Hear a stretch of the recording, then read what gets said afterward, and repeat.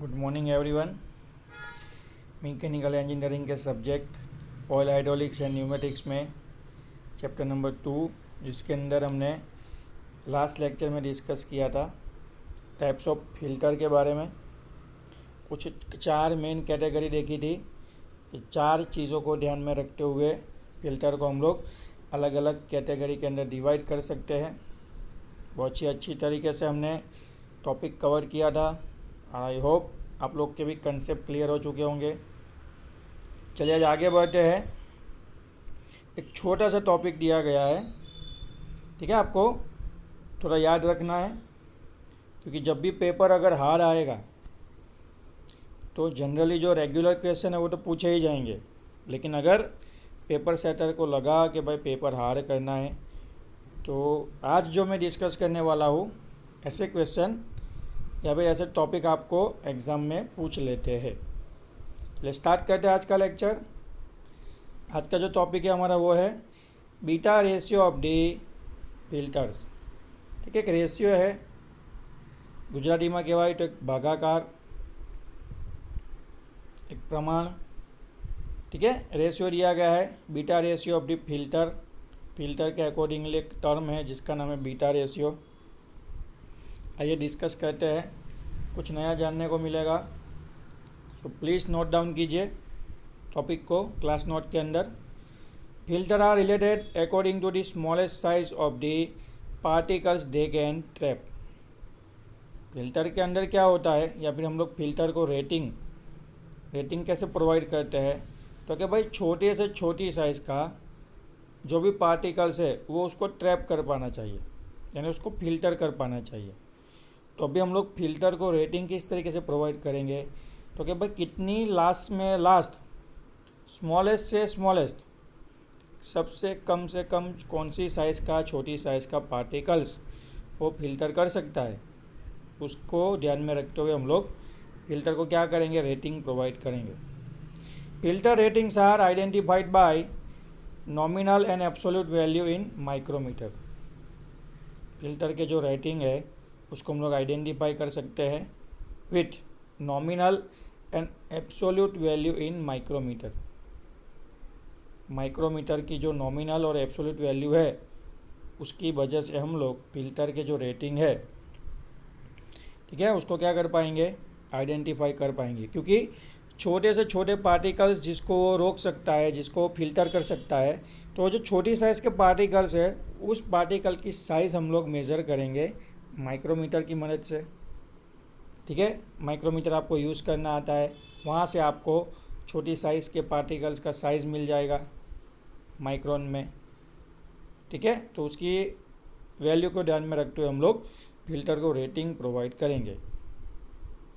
A filter with a nominal rating of 10 micron is suppose to trap up 95% of the entering particles greater than 10 micron in size. एक example दिया है कि अगर हम लोग किसी फिल्टर को नॉमिनल रेटिंग देते हैं 10 माइक्रोन, तो उसका मतलब ये होता है कि वो 95%, 100 में से 95% 10 माइक्रोन से बड़ी साइज़ के जो भी पार्टिकल्स है उसको तो वो 95% क्या करेगा, ट्रैप कर लेगा। Clear? The absolute rating represents the size of the largest pore और opening in the filter and thus indicated the largest size particle that could go through. देखिए, एब्सोल्यूट रेटिंग और नॉमिनल रेटिंग दो तरीके के rating provide होते हैं। अभी जो हमने ऊपर बात की उसमें हमने बात की नॉमिनल रेटिंग, जिसमें मैंने आपको क्या बोला कि 10 माइक्रोन से जो बड़ी साइज़ के जो पार्टिकल्स होंगे इसको तो वो 95% क्या करेगा, फिल्टर कर देगा। ठीक है, तो वैसे ही अगर एब्सोल्यूट रेटिंग की बात करेंगे तो जो लार्जेस्ट पोर और opening in the filter and thus indicates the largest size particle that could go through. Absolute में क्या होगा कि भाई अगर मैं 10 माइक्रोन बोल रहा हूँ तो मैक्सिमम 10 माइक्रोन तक का पार्टिकल्स जो है वो फिल्टर के थ्रू पास हो पाएगा। ठीक है, फिर उससे बड़ी साइज़ होगी तो वो पार्टिकल्स फिल्टर के थ्रू पास होंगे, जा पाएंगे नहीं। यानी 10 माइक्रोन से छोटी साइज़ के जितने भी पार्टिकल्स है उसको ट्रैप कर लेगा। A better parameter for stabilizing how well a filter traps particles is called the beta ratio of the beta rating। अब ये जो परफॉर्मेंस है, ठीक है, यानी कि जो फिल्टर है उसका जो परफॉर्मेंस है उसको जो हम लोग रेटिंग प्रोवाइड करते हैं, और रेटिंग भी किस बेस प्रोवाइड करते हैं, क्योंकि उसकी जो फिल्टरिंग करने की जो एबिलिटी है, कितनी साइज़ का कितनी माइक्रोन तक वो पार्टिकल्स को ट्रैप कर पाता है, तो उसका जो रेशियो है जो हमने स्टेबलाइज किया है उसको बोला जाता है बीटा रेशियो। क्या बोला जाता है? बीटा रेशियो या फिर बीटा रेटिंग। क्लियर? आइए इसका इक्वेशन दिया होगा वो देखेंगे। नीचे इक्वेशन भी है, थोड़ा डिस्क्रिप्शन भी है, वो देख लेते हैं।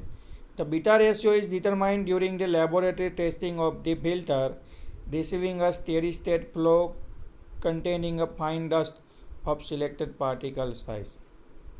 ये बीटा रेशियो है वो लेबोरेटरी के अंदर टेस्टिंग के दौरान स्टेडी स्टेट फ्लो कंडीशन में जो फाइन डस्ट के जो पार्टिकल्स है उसको सिलेक्ट करके लेबोरेटरी में टेस्टिंग करके प्रोवाइड किया जाता है। The test begins with a clean filter and ends when pressure drop across the filter reach a specific value indicating that the filter has reach the saturation point. Starting में जब process start होता है तो filter पूरा clean नया होता है।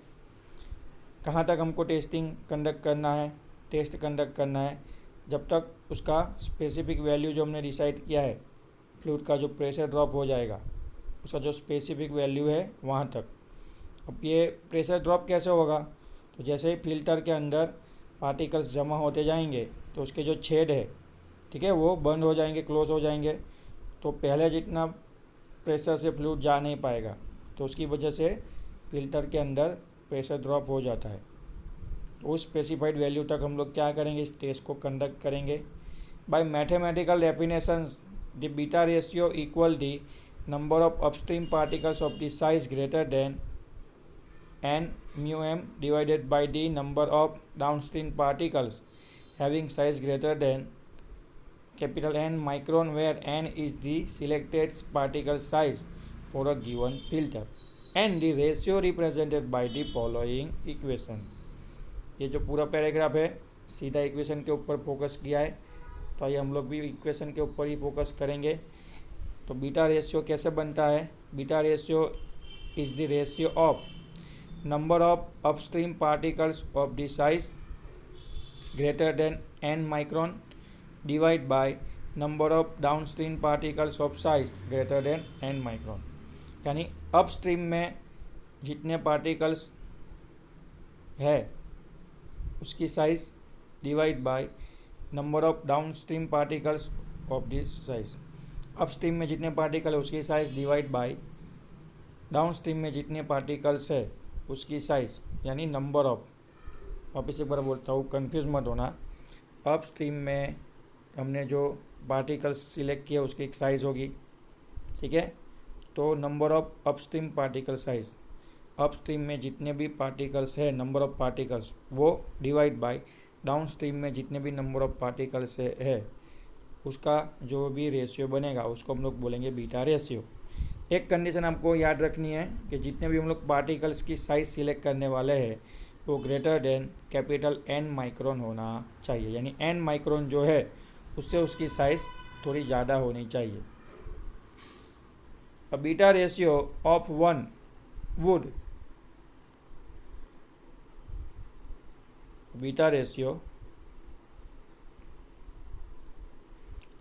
would mean that no particles above specified n are trapped by the filter।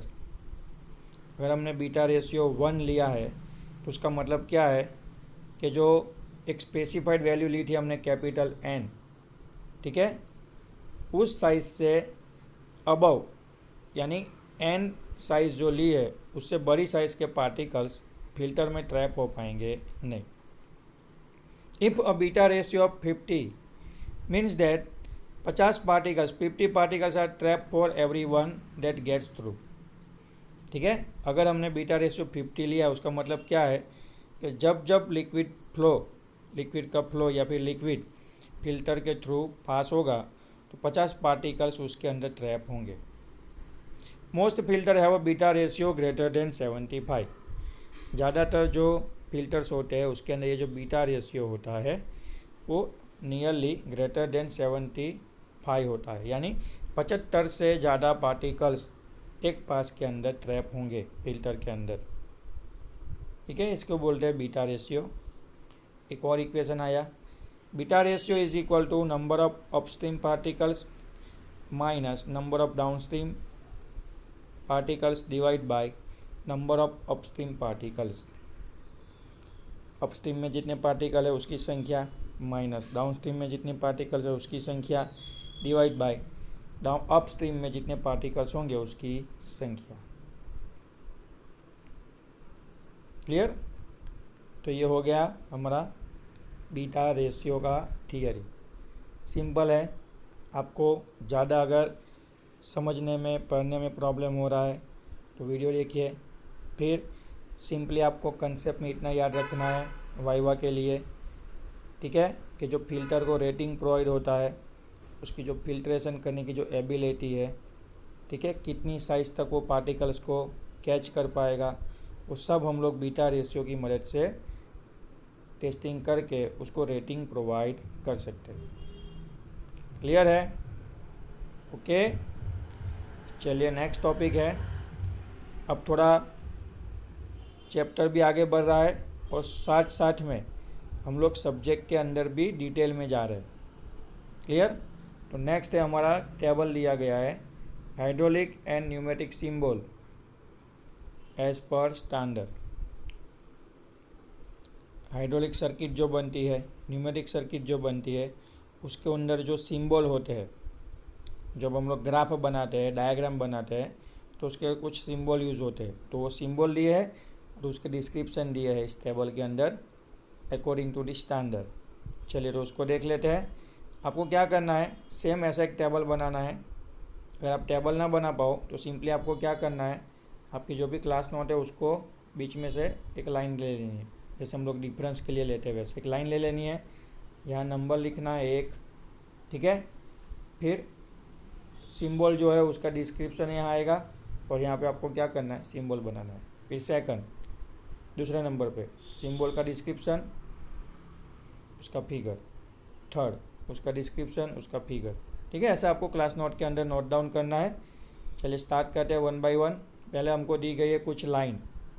इसमें पहले नंबर पे कंटिन्यूस फ्लो लाइन, यानी हाइड्रोलिक सिस्टम या फिर न्यूमेटिक सिस्टम के अंदर ऐसी जो लाइन होती है वो जो कंटिन्यूस होती है, ठीक है, और उसके अंदर एक समान कंटिन्यूसली फ्लूइड क्या होगा, फ्लो होगा, बिना रुके, बिना कुछ प्रेशर वॉल्यूम चेंज किए। तो उसको हम लोग दिखाएंगे सीधी लाइन से, कंटिन्यूस लाइन से। सेकंड है डैश लाइन, जिसको बोला जाता है डैश लाइन फॉर पायलट और ड्रेन। अगर सिस्टम से पूरा फ्लूइड घूम के वापस आ रहा है, ठीक है, अगर आपको उसको ड्रेन कर देना है, कहीं पे निकाल देना है टेम्पररी, ठीक है, तो उसको पायलट या फिर ड्रेन के लिए यूज़ करेंगे हम लोग डॉटेड लाइन। ये जो आप देख रहे हैं यहाँ पे वो डैश डैश डैश डैश कर देना है आपको लाइन में। आपको जहाँ जहाँ पे डैश डैश डैश वाली लाइन दिखे तो वो पायलट या फिर ड्रेन लाइन होगी। सीधी जो लाइन होगी वो होगी कंटिन्यूस फ्लो लाइन। उसके बाद थर्ड है एनवेलप। एनवेलप मतलब नाम है उसका एनवेलप। किसके लिए यूज़ करेंगे, long and short dash around 2 और मोर कंपोनेंट सिंबल। कुछ कंपोनेंट होंगे जैसे फिल्टर है, स्विच है, ठीक है, प्रेशर रिलीफ वाल्व है, प्रेशर गेज है, स्ट्रेनर है, फिर रिसर्वियर है। तो कुछ ना कुछ कंपोनेंट के बीच में एनवेलप दिखाने के लिए, यानी क्लोज साइकिल दिखाने के लिए long and short dash line बनाई होंगी। जैसे एक पूरा लंबा लाइन आएगा, फिर छोटा डैश, फिर पूरा लंबा लाइन, छोटा डैश, लंबा लाइन, छोटा डैश, ठीक है। तो एक लंबी लाइन आएगी, फिर डैश आएगा, एक लंबी लाइन आएगी, फिर डैश आएगा, जिसको बोलते हैं long and short dash line. ठीक है, एनवेलप दिखाने के लिए और कंपोनेंट को कनेक्ट करने के लिए हम लोग लाइन यूज़ कर सकते हैं। क्लियर? तो 3 लाइन हो गई, कंटिन्यूस लाइन, डैश लाइन और लास्ट में एनवेलप के लिए continuous and short dash line. Clear? तो आज के लेक्चर में हम लोग यहाँ तक रखते हैं। देखिए ज़्यादातर टॉपिक हमारे ख़त्म हो चुके हैं। चैप्टर नंबर 2 का मेजर पोर्शन ओवर हो चुका है।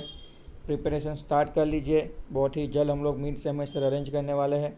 और अभी नेक्स्ट वीक से हम लोग क्या करेंगे, ऑनलाइन लेक्चर भी गूगल मीट पे लेने वाले हैं, जिसका डिस्क्रिप्शन आपको ग्रुप के अंदर मिल जाएगा। ओके, आज जो टॉपिक हमने कवर किए उसको नोट डाउन कर लीजिएगा। ठीक है, मिलेंगे नेक्स्ट लेक्चर में और इसी सिंबल को डिस्क्रिप्शन के साथ कंटिन्यूस करेंगे। Thank you.